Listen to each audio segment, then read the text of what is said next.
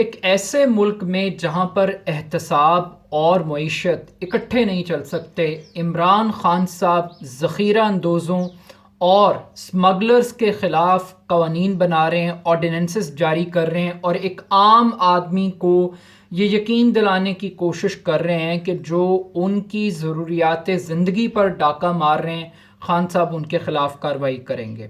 اب پاکستان کا مسئلہ یہ نہیں ہے کہ یہاں پر ذخیرہ اندوزوں، سمگلرز، مافیاز یا کرپٹ عناصر کے خلاف قوانین موجود نہیں ہے۔ پرابلم یہ ہے کہ قوانین موجود ہیں مگر ان قوانین پر عمل درآمد کروانے والا کوئی نہیں ہے۔ قانون کے ہاتھ کمزور ہیں، مافیاز کے ہاتھ طاقتور ہیں۔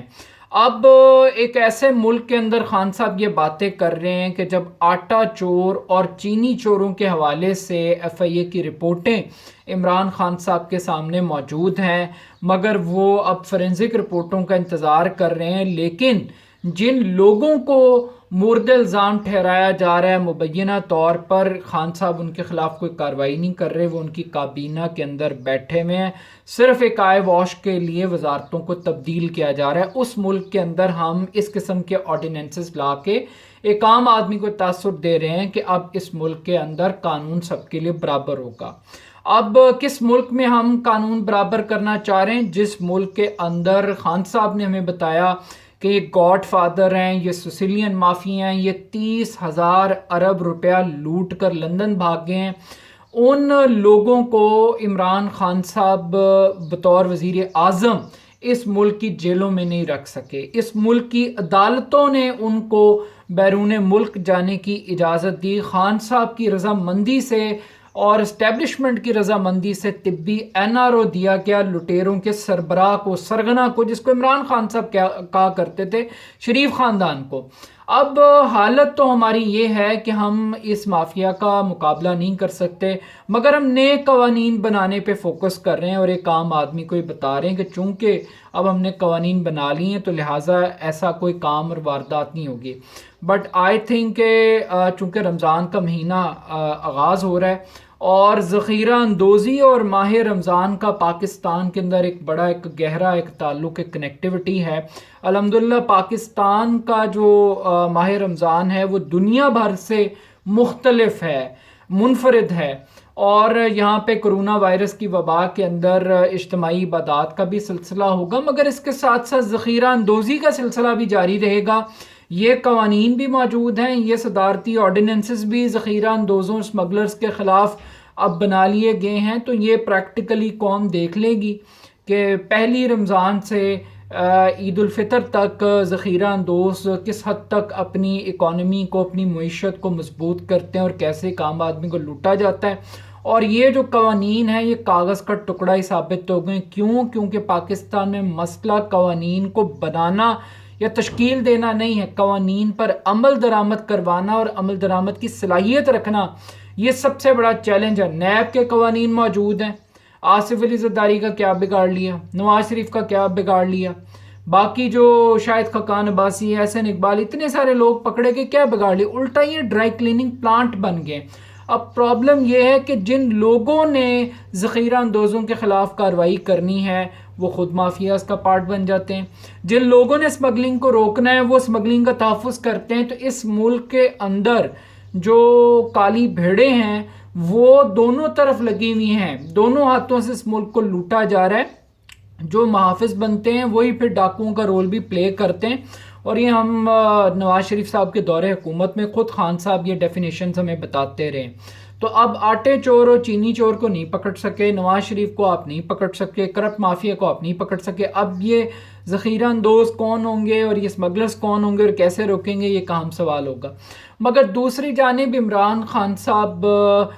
کنسٹرکشن انڈسٹری کے لیے بہت بڑے بڑے پیکیجز دے رہے ہیں، اور کاروباری طبقے سے ان کی بڑی گہری دوستی ہو گئی ہے، اور اس کے جواب کے اندر وہ کاروباری طبقہ جو کہہ رہا تھا لٹ گئے، برباد ہو گئے، احتساب اور معیشت اکٹھے نہیں چل سکتی، اب یہ آدھے آدھے صفحے کے اشتہارات خان صاحب کو شکریہ کی جانب سے ریئل اسٹیٹ ڈیولپرز جو ہے وہ عمران خان صاحب کی شان کے اندر جو ہے یہ دے رہے ہیں، اور ان اشتہارات سے آپ اندازہ لگا سکتے ہیں کہ پاکستان کا جو بڑا سیٹ ہے، جو کاروباری طبقہ ہے، وہ کتنا خوش ہے. اس کو ہونا چاہیے، کاروبار ملنا چاہیے، اپرچونٹیز کریٹ ہونی چاہیے، ایکٹیویٹیز شروع ہونی چاہیے. مگر عام سوال یہ ہے کہ کیا صرف بینیفٹ ڈیولپر کو ملے گا، بڑے بزنس ٹائکون کو ملے گا، یا جو ایک عام مزدور دہاڑی دار ہے اس کی دہاڑی میں بھی اضافہ ہوگا؟ جو ایک عام بائر ہے، جو گھر بنانے والا ہے، کیا اس کی لاگت میں گھر بنانے کی اس کو کوئی فیسلٹیشن ملے گی؟ کیا سیمنٹ، سریا، بجری، اینٹ، یہ تمام مٹیریل، کیا اس کی قیمت کے اندر بھی کمی ہوگی؟ کیا وہ سہولت اور فیسلٹیشن ایک عام آدمی پر بھی ٹرانسفر ہوگی، یا صرف یہ کرونا وائرس انہی سیٹھوں کے لیے، انہی ریئل اسٹیٹ ٹائکونز کے لیے ایک سہولت کا ایک بازار پیدا کرے گا، اور یہ مراد سمیٹ کر، یہ ٹیکسز سے جان چھڑا کر، یہ اپنی جیبیں بھر کے دوبارہ نکل جائیں گے جیسے ماضی کے اندر نکلتے رہے ہیں، اور ایک عام آدمی کو کچھ نہیں ملا؟ لیکن یہ سب کچھ ایک عام آدمی کو سہولت دینے کے لیے، روزگار دینے کے لیے، اپرچونٹیز دینے کے لیے یہ پوری واردات کی جائے گی. اور جو بہت بڑا کالا دھن ہے وہ اس طریقے سے پراپرٹی کے اندر انویسٹ کر کے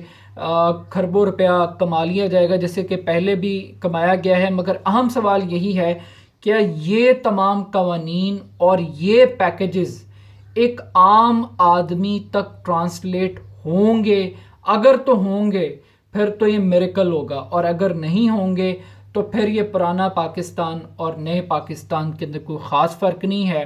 وہاں پہ نواز شریف بیٹھ جائے یا عمران خان بیٹھ جائے، مافیاز کو فرق نہیں پڑتا، کیونکہ مافیاز نے پالیسیز خود بنانی ہے اور ایسے ہی پلان دینے ہیں مراد سمیٹنے کے، اور ایسے ہی وباؤں کا انتظار کرنا ہے اور سانحات کا انتظار کرنا ہے، تاکہ ان کی ٹیکس سے، بجلی سے، گیس کے بلوں سے، اور ہر وہ چیز جس سے کہ کوئی ریگولیٹ کر سکتے ہیں، ریاست ان کے ذریعے ان سے ٹیکس لے کے غریب آدمی پہ انویسٹ کرے، وہ تمام راستے روکنے کی صلاحیت رکھتے ہیں، اس میں وہ کامیاب ہوں گے. تو آئی تھنک کہ قوانین بنانے کی بجائے پہلے قوانین پر عمل درآمد کرنے کی صلاحیت ہمیں پیدا کرنے کی اشد ضرورت ہے،